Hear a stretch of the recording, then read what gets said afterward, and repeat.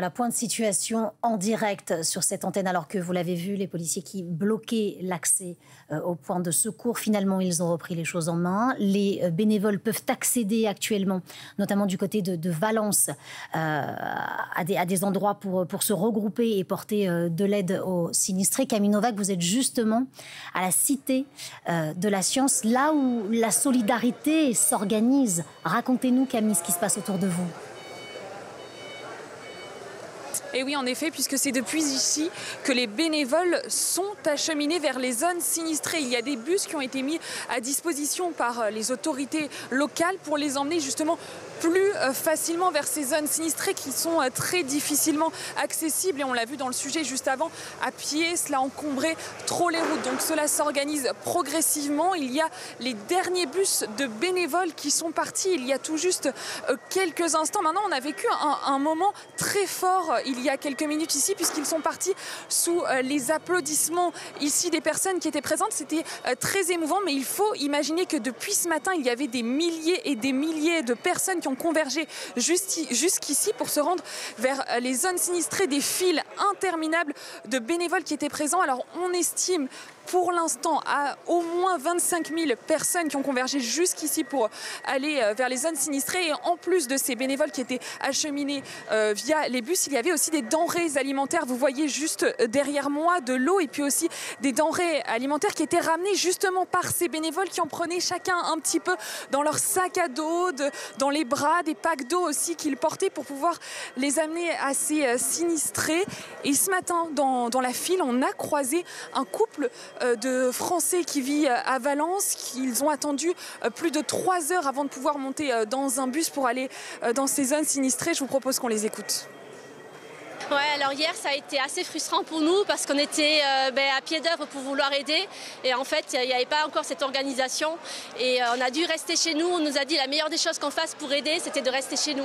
Alors ça a été vraiment difficile pour nous de nous savoir impuissants alors qu'il y avait des gens qui demandaient, on voyait en direct les gens qui demandaient de l'aide et nous on ne pouvait pas aider. Je voulais même donner mon sang, on nous a dit non, les centres de sang sont fermés, on ne prend pas de donation, donc ça a été un petit peu laborieux, mais là on a l'impression que ça se met en place et c'est super. Merci, viva Espagne. Une solidarité, vous l'avez vu, très forte ici en Espagne. Alors ces derniers packs d'eau qui restent à acheminer, ils vont partir là dans quelques instants dans des camions un peu plus petits pour pouvoir accéder justement aux zones. Des packs d'eau qui vont être très précieux puisqu'il y a toujours des communes qui sont privées d'accès à l'eau potable. C'est le cas de Paiporta notamment, qui est l'une des communes les plus endeuillées avec au moins 50 morts dans cette commune.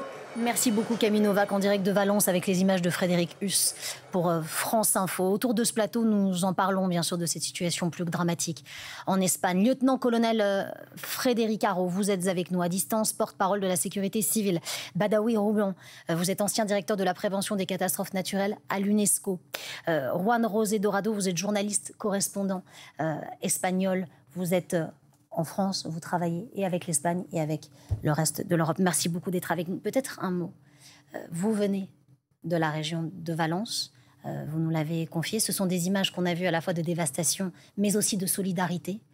Oui, des images, des dévastations qui font très mal, parce que moi je voyais, notamment hier, vos correspondants étaient du côté des Paiporta, du côté de la Torre, qui sont des localités limitrophes avec Valence. Je suis né là-bas, et donc j'allais à l'école à la Torre et à Paiporta, donc je connais Vous connaissez les rues, vous connaissez les villages. Je connais les rues, voilà, donc quand vous voyez les images, je ne reconnais pas bien sûr la ville où j'ai joué quand j'étais petit, donc, mais il y a surtout cette image de solidarité, et votre correspondante l'a signalé ce matin. C'était 15 000 volontaires à la Cité des Sciences.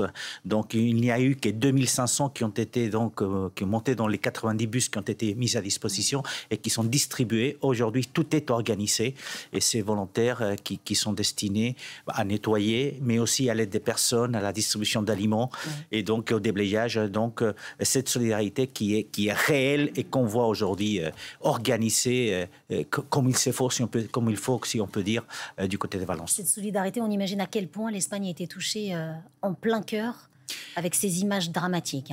Et la preuve, encore une fois, aujourd'hui, puisque tout à l'heure, le Premier ministre a pris la parole. Donc, dès ce soir, il y aura 6 000 militaires qui seront en train d'être déployés sur les zones sinistrées, 7000 de demain, donc avec 1000 autres qui arrivent de demain matin. Et puis le déploiement aussi, 10 000 policiers qui vont être déployés dans les prochaines heures pour assurer aussi la sécurité. Parce qu'au-delà des problèmes, il y a ces sentiments d'insécurité que beaucoup des sinistrés disent ressentir. Et donc les choses ont été prises en main. Et effectivement, 10 000 policiers et gardes civils vont être déployés entre aujourd'hui et demain pour assurer cette sécurité que demandent les sinistrés. Et on parle des secours dans un instant. Badaoui Rouban, on a vu ces images dramatiques, les voitures enchevêtrées les unes dans les autres. On ne pouvait pas avoir un coup d'avance, on ne pouvait pas anticiper. Les scènes que nous voyons franchement depuis 3 jours interpellent beaucoup, interpellent à la fois les spécialistes de la prévention des catastrophes, les spécialistes des secours, mais aussi les habitants en Europe en particulier. Voir qu'une telle catastrophe se produise en ces temps-ci en Europe, dans un pays européen, n'était pas quelque chose facile à imaginer. Or, c'est la réalité. C'est la réalité pour un pays tel que l'Espagne, mais aussi c'est la réalité future pour des pays européens, des pays industrialisés, des pays riches, tout comme des pays pauvres et en développement. Ça fait très peur ce que vous nous expliquez. C'est notre nouvelle réalité. On est à un réchauffement climatique approximatif de plus 1,2 degré. On nous prédit plus 4 degrés. On a du mal à vivre avec 1,2 degré d'augmentation. Qu'est-ce que ce sera avec 4 degrés ? C'est la réalité. Il faut la voir en face, mais il faut savoir que nous pouvons agir. Nous pouvons agir. Là, dans le cas de l'Espagne, c'est maintenant la phase post-catastrophe. Elle ne fait que commencer. Elle ne fait que commencer parce que ça va être compliqué. Les opérations qui sont en cours là, on le voit, sont complexes. Elles nécessitent des moyens. L'habitante tout à l'heure, elle disait on commence à s'organiser. Donc, il faut trouver des lueurs d'espoir. Mais cela va nécessiter beaucoup de patience.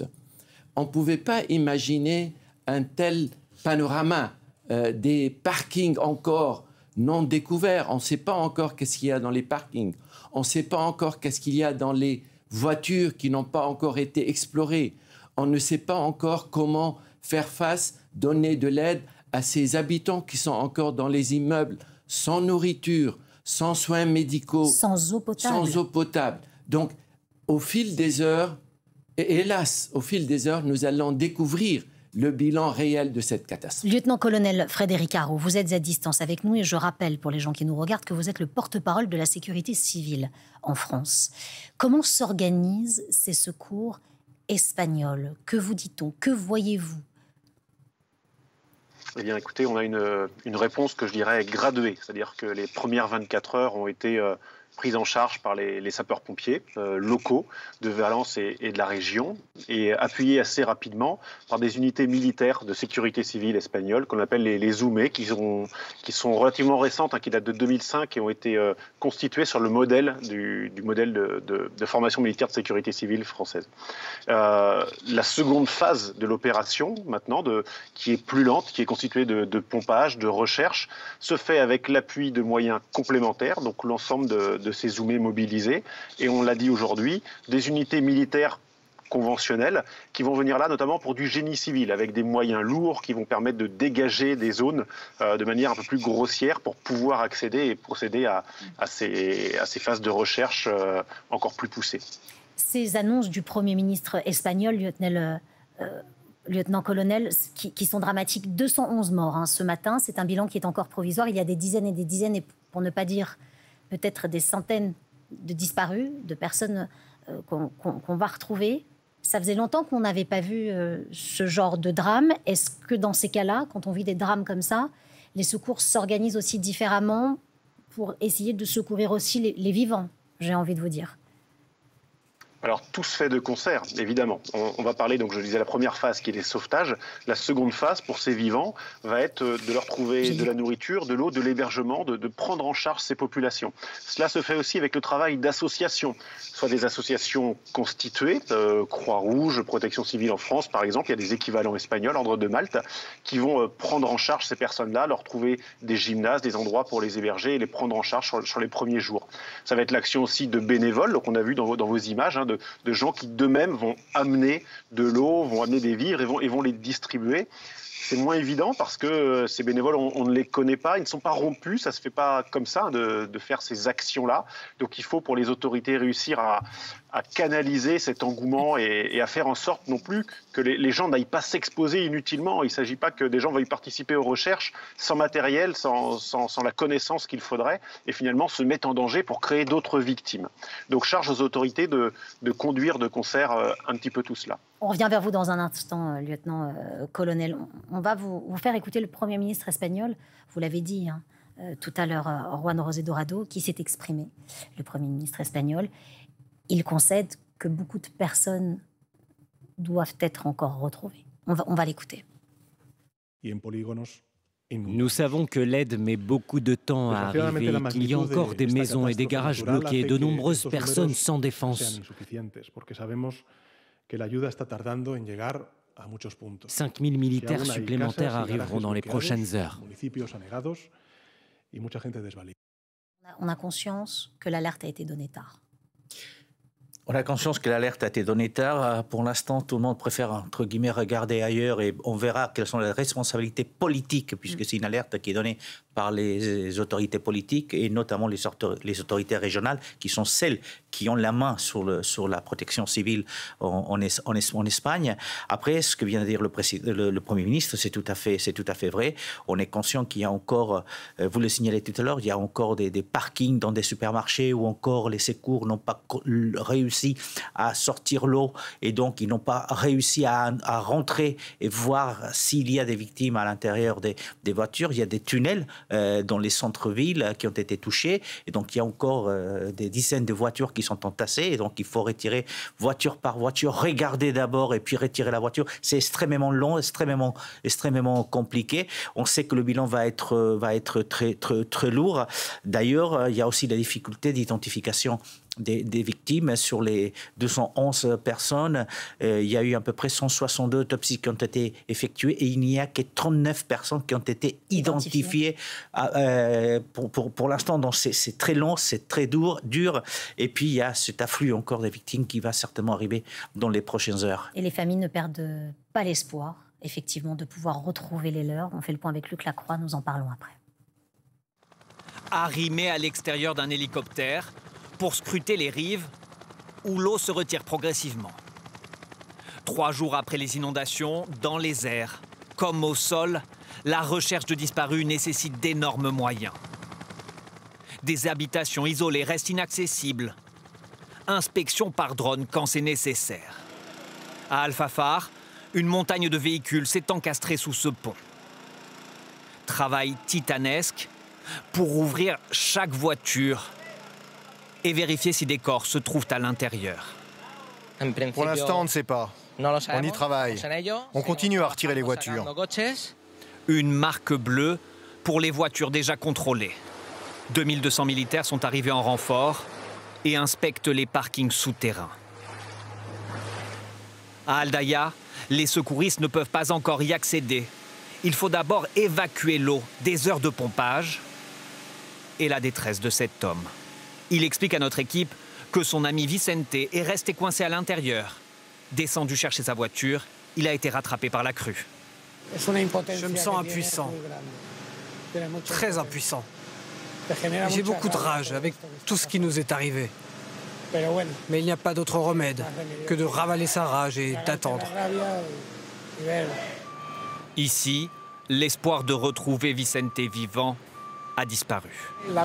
Sa femme n'espère plus qu'une seule chose, c'est de le retrouver. Parce qu'elle sait que son corps est là. Pour pouvoir être soulagée ? Bien sûr, pour qu'elle puisse lui dire adieu correctement. De plus en plus souvent, les secouristes ne retrouvent que des corps. Combien de disparus? Pas de chiffres officiels, mais des appels à témoins par dizaines sur les réseaux sociaux. Ici pour retrouver une tante, en donnant le lieu de sa disparition et le modèle de sa voiture. Dans les rues de Valence, des camions frigorifiques pour les nombreux corps. Le lent travail d'identification ne fait que commencer. Et difficile quand on voit ces images de ne pas avoir la chair de poule. En effet, 2 questions pour vous, si vous le permettez, Badawi Rouban. On a l'impression, vous nous avez dit, c'est notre réalité, c'est ce que vous nous avez dit tout à l'heure. Néanmoins, on a tout de même un problème d'acceptabilité et de comportement. On a vu cet homme, il s'appelle Vicente, dans ce reportage. Vicente, il a voulu aller chercher sa voiture, hein, en fait. Hein. Il a voulu sauver les meubles. Hein. Aujourd'hui, personne ne peut être qu'en colère devant ce qui se passe. Mais la responsabilité, elle est partagée, pas seulement par les Espagnols, mais elle est partagée par aussi les scientifiques et les ingénieurs de la prévention des catastrophes, de voir ce genre de choses et qu'on n'ait pas pu prévenir de la bonne façon. C'est-à-dire, la prévention des catastrophes, c'est un chaînon, c'est une chaîne d'étapes et de responsabilités. Évidemment, c'est facile de refaire le match après le match. Bien sûr. Mais viendra le temps de disséquer, d'analyser complètement ce qui s'est passé. Manifestement, clairement, il y a eu un défaut dans la transmission de l'alerte. C'est sûr. 8 heures d'attente. C'est sûr, c'est sûr. 8 heures. C'est sûr. Mais aujourd'hui, les responsabilités aussi sont transmises. C'est-à-dire, l'État dit que l'alerte a été donnée à 7h30 du matin par l'agence météorologique. Ensuite, ils disent que, malheureusement, que la région n'a pas transmis l'alerte aux habitants qu'à 8 heures du soir. Donc, vous voyez, donc, et la région dit que moi, j'ai suivi le protocole. Donc, il y a des, si vous voulez, il y a des fractions de responsabilité. C'est pas une responsabilité, on peut pointer. Viendra le moment de faire ça. Mais on tire déjà les enseignements, il faut les tirer. Lesquels? D'abord, il faut que ce soit une culture globale du risque, une approche systémique. D'abord, on savait que ce genre de phénomène pouvait se produire, mais tous les 50 ans ou tous les 100 ans. Il y a eu une colonne colossale d'eau qui est tombée. On savait ce que c'est le terme dana en espagnol, c'est-à-dire un phénomène qui se produit en octobre, comme le phénomène Cévenol chez nous en France, dans le sud. Donc on savait que ce genre de phénomène se produit. Mais il n'y avait pas du tout aucune information aux populations, non seulement durant l'événement, mais avant. C'est-à-dire, même si vous avez donné l'alerte, est-ce que les habitants savaient où aller, savaient où se réfugier? Est-ce qu'ils savaient qu'il faut quitter la voiture? Et puis, on parlait en off tout à l'heure autour de ce plateau, et c'est ce que vous nous disiez, Juan José Dorado. Vous avez dit, on a vu des images en 1 minute 30. Oui, il y a la ville qui a été submergée. Qu'est-ce qu'on fait en 1 minute 30? Voilà. On n'a pas le temps.